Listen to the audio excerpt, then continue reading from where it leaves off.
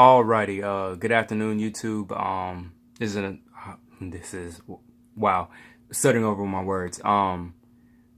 This is American Psycho 2. Hajim Zero here, back with another quick movie review. Forgive me because I am a little bit tipsy again.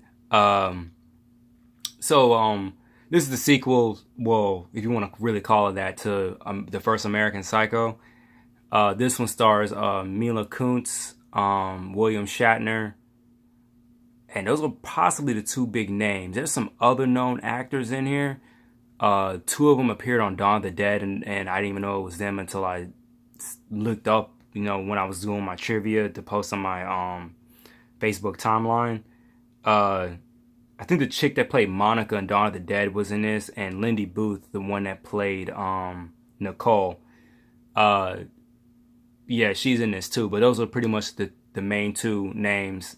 And another Dawn of the Dead actor was in this, the guy that played Tucker that had the messed up leg. He's in this too as one of the sheriffs. But this movie was kind of weird, because Mila Kunis kind of regrets doing this movie, and she never really stated why. And my only two assumptions is because for number one, I'm assuming some people said this movie was bad. I couldn't see. I think it was one of the Rotten Tomato reviews online, on IMDb. And two, the director seemed kind of an asshole. Listening to him on the audio commentary, he kind of reminded me of one of those kids that come into GameStop and they're just a straight up dick for no reason, or they're trying to put up a front or something. It's kind of hard to explain. And people who've been into GameStop, or young people who put on that kind of facade, the ones who I'm talking about. It's kind of hard to explain. Like, he's one of those frat, goody two shoe boys that have a silver spoon in their mouth. But this movie was like mediocre to me. It pretty much picks up a little bit right after the first movie, but remember, if you've seen my first review, how I spoiled it, and when I said that the whole thing was a fabrication of Bateman's imagination, the second movie kind of debunks that. The opening scene, Mila Kunis' character is being babysat, and then I don't know. This is a little bit of a plot hole. They're going. What was it? The babysitter had this date, and it was with Patrick Bateman, and that's when he started going on his whole psycho, thing of tying them up and all that. And that's one of the plot holes of this film. If you're babysitting somebody, why in the hell would you take them out on a date? Yeah, in the first place. This seems a little bit like laziness. Yeah, it just seemed kind of weird thinking about that now. But I can understand if it was your mom and then she didn't know, if you guys are just hanging out, but that's the babysitter, so that shit just seemed kind of weird to me. But so American Psycho 2, it later picks up with her being at college and she's trying to become an FBI agent. She's trying to get into this thing called Quantico, and it's a real place, unlike American Psycho where some of the restaurants and stuff were fake, but it's an actual real place where the FBI agents train. I want to say, actually, I don't know where Quantico is. I actually looked it up. It is a real place, but I can't remember what state it's in. I was about to say Los Angeles, but I was like, or nah, I don't think it's on the West Coast at all. It could be on the East, but she's trying to become a FBI agent, and she's trying to do everything as all means necessary, to get in. She has a little bit of leverage. One of her teachers, William Shatner, and he's having an affair with one of the students, and she could easily blackmail him, but she has a murderous and intent a little bit like Bateman, but she's not as messy. And of course, she's in the college dorm and all that. So the difference is that she's actually doing these murders and she's being cold and calculating. And even in the movie itself, they're talking about serial killers, and even in the crime of how their methods and, their thinking mentality and all this, that, and the other. And this is how the first one is a little bit, of course, different than the second one. One, she's actually doing the murders. And then two, she's trying to be a law enforcement agent. And when I get to Fast and the Furious, they even say it themselves. Some of the worst and best cops criminals are cops, and I say worse because they know every direction. They know all the tricks of what the police officers are going to start with. And again, one of the best examples, of course, in Fast and the Furious is when Paul Walker's character says, yeah, if you want to hide anything illegal, the best way to do it is in their own impound lot, because 9 times out of 10, they're not going to check there. Yeah, and with serial killers, with her methods, with the methods she used, it was, to be honest, it was just straight up laziness and coincidental assuming what pretty much happened. That's what I will say about what the audio commentary has said.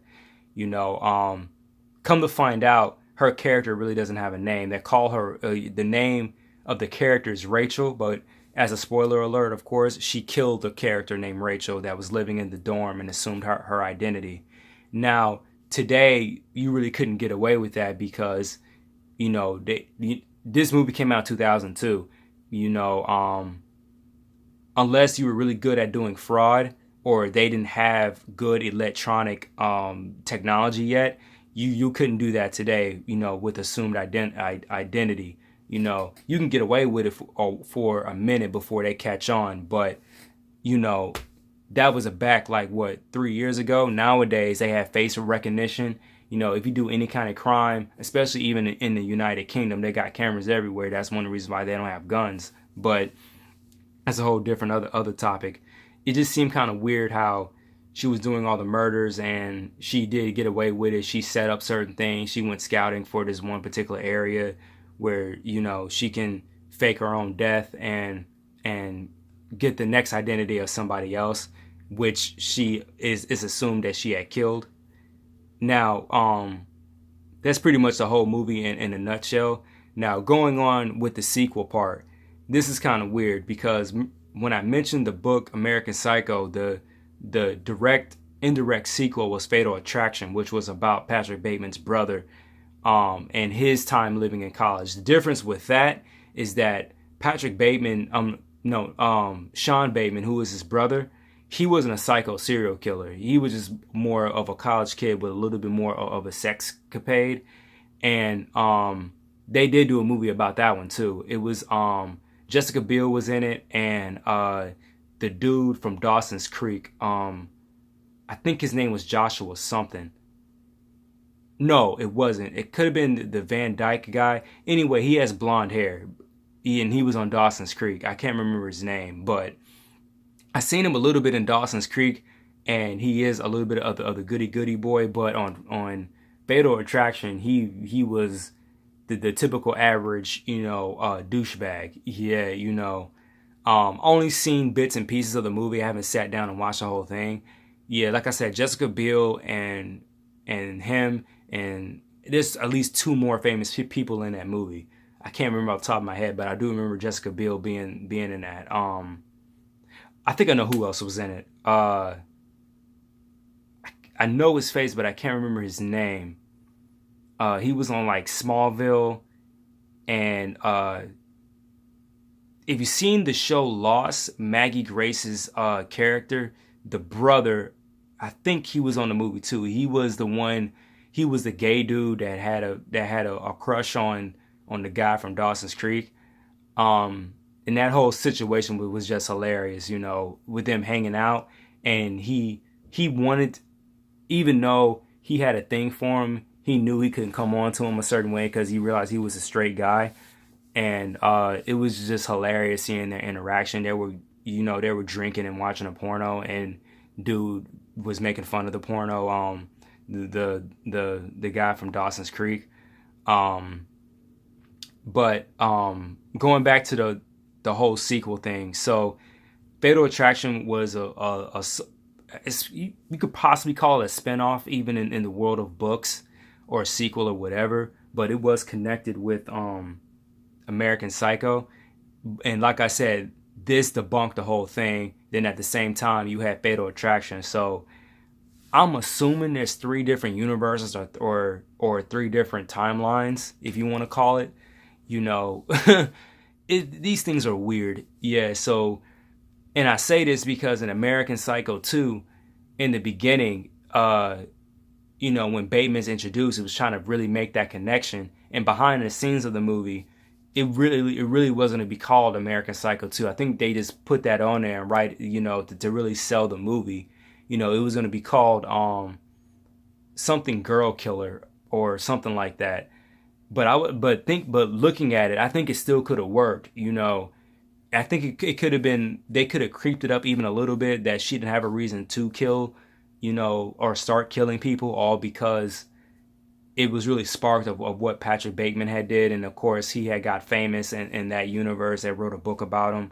And when I get to the movie 15 Minutes, it was talking about how certain serial killers, or they had a messed up life and they couldn't get an outlet. So they started killing people and they became notorious for it. You know, you had, well, of course, Ted Bundy, Edward Gein, the Warnos woman that they based a movie off of her, which Charlize Theron. It was called Monster, and it's many other known serial killers. The Zodiac killer, even though they never caught him, but he was still famous because he never got caught, and you know, and the BTK killer, you know, and I think he hasn't been caught either. So. You know, with all those killings and how they had got famous, you know, and indirectly it's happening today with all the school shootings. You know, these people had nothing to live for, or someone pissed them off and they're going to do this and get famous. You know, I'm still making them famous because I'm talking about them right now. Everyone from the Florida shooting to Dylan Ruth, you know, to so many different mass shootings that's been going on technically for the past, you know, I'm gonna say like 6 to 8 months, you know, or better yet, 10 months, you know, from around the ending years of 2017. So, you know, I'm only assuming that as it is with the timelines. You know, you have the book and then you have the movie universe that pretty much made two, but they haven't made another. You know, they didn't make American Psycho 3. They didn't pick up the story right after that. And like I said, with this one, it was interesting because it was about assumed identity. It was sex and scandal, you know. And this one really wasn't scary. It really was more like a light thriller. I really don't know what to call it. I bet you you go in the video store, they might call it horror, but it really wasn't scary at all.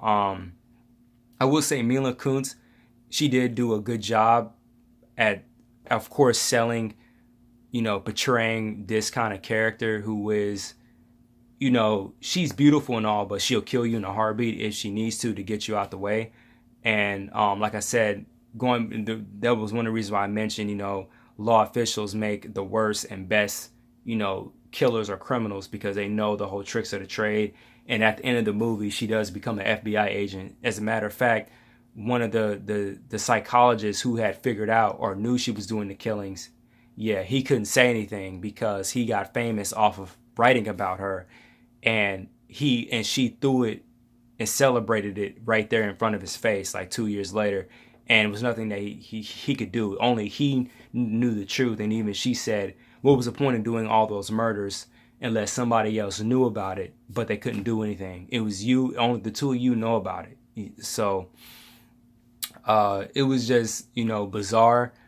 Like I said, it was on a scale of 1 to 10, I give the movie like a 7. You know, I really say that because they really didn't have to put American Psycho. They could have sold the movie with just Mila Kunis by herself. You know, I think this was her first movie, you know, while doing the 70s show. Pretty much the main 6 young actors on that show, they all, at a certain point when the 70s show was at its good hype and prime, they all went out and did their own movies and they pretty much sold. Ashton Kutcher, of course, with The Butterfly Effect. I can't remember what Lauren Prepron was on at the time. Topher Grace had did Traffic. The guy that played Hyde had did what did he do? He did that Dracula movie, and Wilmer Valderrama. He had did that drama movie with Jessica Biel, and I think Josh Hartnett was in it too. The movie was called Summer Something, but this was technically her movie, to go ahead and do this. And if you see her in the '70s show, she's really, really funny. And then you see her in this, and it's the same character, but kind of twisted in a certain way. To be honest, I think Mila Kunis' best performance was in The Book of Eli with Denzel Washington, which I forgot to mention. It was another good movie I like Denzel in as well. The Hugh brothers that did Menace to Society, that was another good film that they did, and I'll applaud them for doing it. And even I was shocked to see their name because I knew who they were without having to look them up. But again, I think that was one of her best performances. It was another, it was a raw, real role. And unlike with this one, like I said, 7 out of 10. It's just that I was glad that she did something different, because even when she did the '70s show, a lot of people associated her with comedy, just like with most of the people, on the '70s show as well. Even Ashton Kutcher. And like I said, one of his best performances that I liked him doing was in The Butterfly Effect. I didn't see him that much. I didn't see the movie that he had portrayed Steve Jobs in, but I heard that one had got mixed reviews, and it was kind of funny because Michael Fassbender had did Steve Jobs, and movies pretty much came out around the same time. Why they did that, I don't know. But I'm gonna talk about Michael Fassbender, of course, when we get to X-Men and Quentin Tarantino's movie Inglourious Basterds. But I'm jumping all over the place. But that's pretty much how I feel about the movie. I know I don't grade all my movies, but I always do the 1 to 10 scale. It's not a perfect movie, but it is interesting if you have that keen eye, about assumed identity. But like I say, that big major plot hole in the movie is that why would a babysitter take the kid that she's babysitting on the date in the first place, regardless if the guy's a serial killer or not. So that, in the beginning of me talking and me stating the beginning of the movie, that just seemed far-fetched and out the window just by itself. But I'm going to get on to the next review, which is going to be the movie Taken, and I will see you on that one. So talk to you guys later. Peace.